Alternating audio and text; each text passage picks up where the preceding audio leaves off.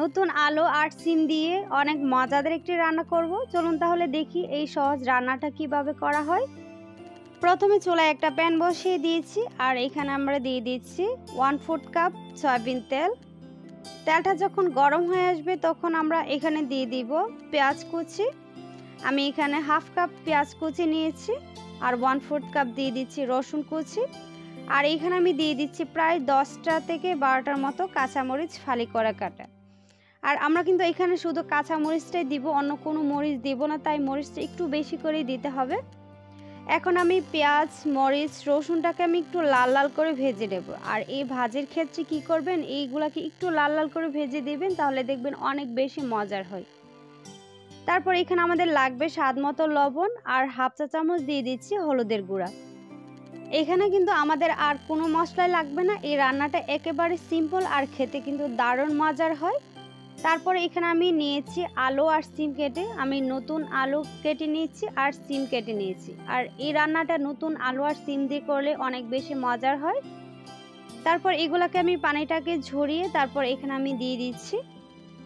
দিয়ে তারপর আমি পেঁয়াজ রসুন আর কাঁচামরিচের সাথে ভালোভাবে নেড়ে চেড়ে মিশিয়ে নিচ্ছি।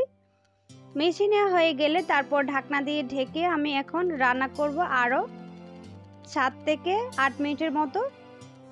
7 থেকে 8 মিনিট পর ঢাকনাটাকে উঠিয়ে তারপর নেড়ে ছেড়ে দিচ্ছি। এই পর্যায়ে কিন্তু আলু আর সিম প্রায় 60%-এর মতো সিদ্ধ হয়ে গিয়েছে। এখন আমি আবারও নেড়ে ছেড়ে দিচ্ছি যেন নিচ দিয়ে লেগে না যায়।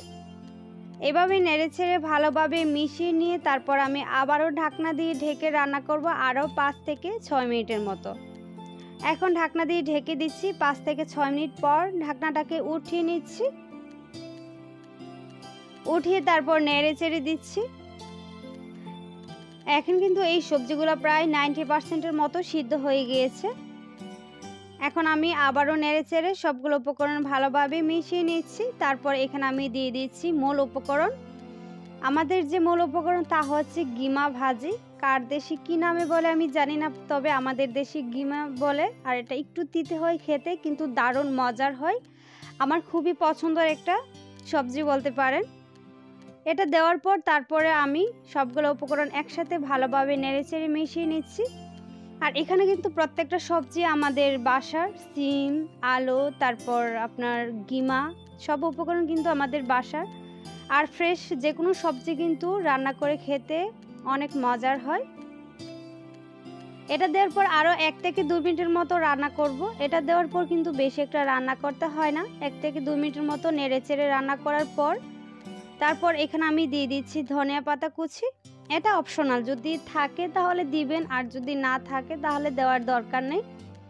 এটা দেওয়ার পর আবারও নেড়েচেড়ে 1 থেকে 2 মিনিটের মতো রান্না করব। রান্না করার পর চুলাটা কিন্তু আমি অফ করে দিয়েছি। এখন সার্ভ করে দেখাচ্ছি। দেখেন রান্নাটা দেখতে কতটা সুন্দর হয়েছে, আর এটা গরম গরম ভাতের সাথে খেতে কিন্তু দারুণ লাগে। অবশ্যই বাসায় একবার হলেও ট্রাই করেন এই তিতা ঘিমায় ভাজি। আর এটা কিন্তু শরীরের জন্য অনেক বেশি উপকার। সবাই ভালো থাকবেন, সুস্থ থাকবেন। আল্লাহ হাফেজ।